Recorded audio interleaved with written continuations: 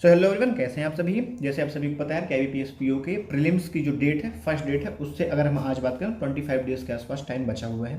तो अब आप यहाँ से प्रीलिम्स पे ही फोकस्ड होगे। मेंस अब आपका धीमे धीमे डे बाई डे कम होता चला जाएगा। और इस टाइम पे आपको ऐसी 1000 वीडियोस मिलेंगे यार, जहाँ पे ये बताया जा रहा है कि आपको क्या करना है, पेपर कैसे अटेम्प्ट करना है, मॉक्स कैसे एनालाइज करने हैं, सेक्शन वाइज आपको कैसे अटेम्प्ट करना है, मतलब सारी स्ट्रेटजीज आपको मिलेंगी।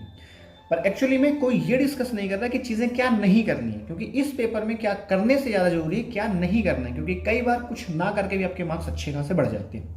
हम उसी में आगे डिस्कस करेंगे। मैंने एक आईबीपीएस पीओ का मॉक दिया हुआ था, इसमें मैंने खुद 48.63 स्कोर किया हुआ है। 15 मेरे अटेम्प्ट रहे हैं, मतलब जो मैंने ऑब्जर्व किया मॉक से वो शेयर करूंगा, क्योंकि यहाँ पे अगर मैं कुछ चीज़ें नहीं करता तो ये मार्क्स फार बेटर होते, एटलीस्ट 55 प्लस होता। ठीक है, तो हम उसे भी चर्चा करेंगे, क्योंकि लोगों ने इतना बाइफरकेट कर दिया है कि आपको क्वेश्चन लोगों ने इतना बाइफरकेट कर दिया मॉक टेस्ट को भी कि भाई आपको क्वेश्चंस ऐसे अटेम्प्ट करना है, ये सेक्शन खुलेगा तो ऐसे करना है, वो सेक्शन खुलेगा तो वैसे करना है। जबकि भाई कद्दू ऐसा कुछ नहीं होना है। मैं आपको एक चीज़ बता रहा हूँ, आप अभी तक जैसी प्रिपरेशन करते आए हो, मैं कसम भाई लिख के दे सकता हूँ, जब रियल एग्जामिनेशन बैठोगे ना, आप मॉक वैसे ही अटेम्प्ट करने वाले हो जो स्ट्रेटजी आपने अपने लिए डेवलप की हुई है।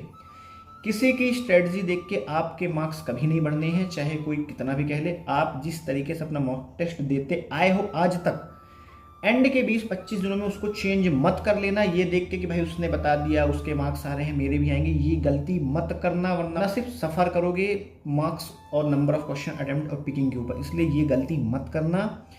आपने अभी तक जिस तरीके से मॉक टेस्ट दिया हुआ है बिल्कुल वैसे ही देना, कुछ भी चेंज करने की नीड नहीं है। आप अगर कुछ करना है तो भाई सिर्फ ये करो कि जिस क्वेश्चन पे आप मतलब नहीं लग रहा कि ये आंसर होगा उसको टिक ही मत करो, वो सबसे बेस्ट है। नेगेटिव लेवल से अच्छा है, या लाइक ऐसा है यार कि देखो 4 रोटी मिलने से अच्छा है 1 रोटी मिलना। ठीक है, तो अगर आपके पास 1 रोटी है, वो 1 मार्क है, तो आप -2.5 मत लो अगर आप उस पर श्योर नहीं हो तो। फालतू यहाँ वहाँ देख के ये मत करने लग जाना कि यार उसने कहा तो मैं ये कर लेता हूँ, उसने कहा तो मैं वो कर लेता हूँ, क्योंकि आपको जो डेवलप करना था अपने लिए वो आप कर चुके हो। अब यहाँ पास सिर्फ आप उसी को पॉलिश करो और कुछ भी नहीं। मैंने जो किया है मैं आपको वो बताता हूँ, अगर हेल्प करेगा तो बहुत अच्छी बात है, वरना आपकी जैसी चॉइस हो भाई। मेरा आप देखोगे तो इंग्लिश में भाई 10 नंबर आए हुए हैं एज यूजुअल। इंग्लिश तो भाई सुधार के ही नहीं दे रही है। ठीक है, अब इंग्लिश के तो क्या ही कह दूँ, मैं कोशिश तो कर ही रहा हूँ, पर क्या ही बोली। खैर क्वांट में भी देखोगे 13.13 मार्क्स आए हुए, 13.13। क्वांट के भी भाई अब क्या ही कह दूँ मैं, ठीक ठाक क्वेश्चन अटेम्प्ट है, बट अटेम्प्ट तो 20 रहे, नंबर पता नहीं 13 क्यों आए हुए हैं। और रीजनिंग देखोगे तो 25 नंबर के आसपास रीजनिंग में आया हुआ है। ओवरऑल 48.63 है।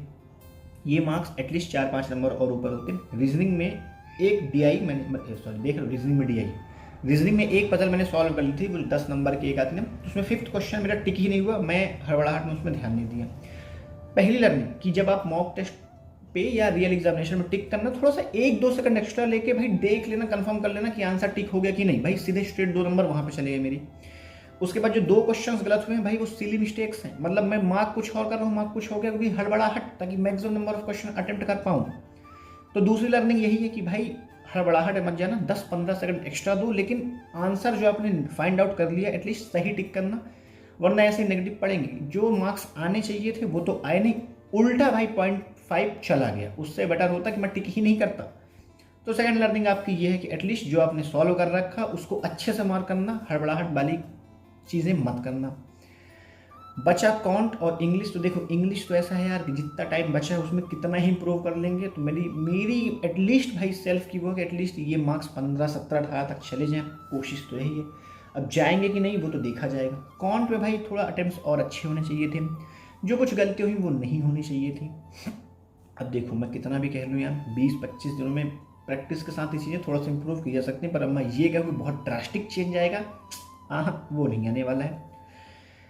तो ये जो मेरी लर्निंग्स हैं होप सो आपके काम है। तो भाई 2-3 चीज़ें मोटी मोटी मैं आपको बता देता हूँ। पहला, किसी को देख के अपना मॉक भाई देने का पैटर्न मत चेंज कर लेना, लास्ट के एंड डेज में चेंजेस बहुत टफ पड़ेंगे आपको, तो ये गलती मत करना। दूसरा, मैक्सिमम अटेम्प्ट करने के चक्कर में एक्यूरेसी से कॉम्प्रोमाइज़ मत करना। आप चाहे 70 की जगह 55 क्वेश्चन अटेम्प्ट करो, आप चाहे 70 की जगह ही 55 क्वेश्चन अटेम्प्ट करो, लेकिन वो 55 क्वेश्चंस एक्यूरेट मार्क करना, क्योंकि उतना ही इनफ है प्री क्वालिफाई करने के लिए। 90 ला के प्री क्वालिफाई करो यार, चाहे 55 ला के प्री क्वालिफाई करो, बैठोगे मेंस में सब साथ ही।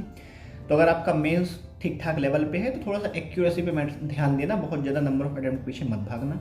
और एक चीज़, जिसने अभी तक अपना फॉर्म फिल नहीं किया हुआ है, ये देखते हुए 40-45 ही आ रहे हैं फॉर्म फिल करो नहीं, भाई फॉर्म फिल कर दो। किसी को नहीं पता एग्ज़ाम कैसा जाएगा, तो फॉर्म तो फिल खरीदो। मैं तो एटलीस्ट आपको यही सजेस्ट करूँगा कि उस अगर आपका मेंस सॉर्टेड है कि आपने मेंस पढ़ रखा है, मैं ये नहीं कह रहा कि आप 80-90 स्कोर कर रहे हो, अगर आप कहीं 40, 45, 30, 35, इवन 50 तक स्कोर कर पा रहे हो यार मेंस में, तो आप भर दो भाई। मैं तो यही सजेस्ट करूँगा, अगर आपको फाइनेंशियल इशू नहीं है तो फॉर्म फिल कर दो, क्योंकि किसी को नहीं पता भाई कल क्या होगा, कोई नहीं जानता है आप कितने अटेम्प्ट करने वाले हो, कैसे अटेम्प्ट करने वाले हो। तो मेरे एंड से भाई मेरा मॉक एनालिसिस ये रहा जो मुझे आपके साथ शेयर करना था।